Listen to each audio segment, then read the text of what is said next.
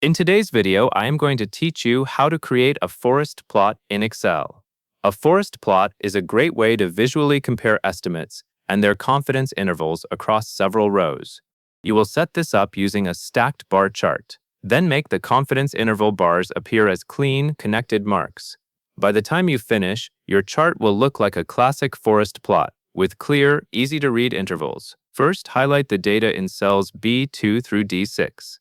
Take a moment and make sure that the selection includes all the rows you want to display and all the columns that represent the parts of the plot, such as the estimate values and the interval components.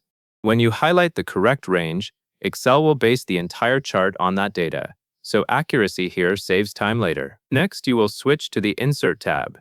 This is where Excel gives you chart options. Once you are in the Insert tab, look for the area that lets you create bar or column charts. Then click Insert Column or Bar Chart. Excel may show a menu of chart types, so you will choose the option for 2D Stacked Bar. Selecting 2D Stacked Bar matters because a forest plot is essentially built from stacked segments. After you select it, Excel will generate a chart right on your worksheet. Now take a close look at the new chart. You will see multiple colored bar segments, each representing one of the data series you selected earlier. The next step is to select the first data series bars on the chart. You can usually click directly on one of the bars, and Excel will highlight the specific series you are targeting. If selecting does not work on the first try, click inside the bar area again until the correct series is selected. This step is important because you will remove fill from that series, so the plot can be styled like a forest plot rather than a typical stacked bar chart. Once the first data series is selected, move to the Format tab. In the Format tab, click Shape Fill. This opens a set of options for the color and transparency of the selected shape. Choose No Fill. This makes the first series invisible, so only the remaining series will show. In a forest plot, you often want the confidence intervals and the central estimates to stand out, not every stacked component in solid color. After you hide the first series, you will repeat a similar process for the third data series. To do this, click the third data series bars on the chart. Again, you may need to click carefully so Excel selects the correct series.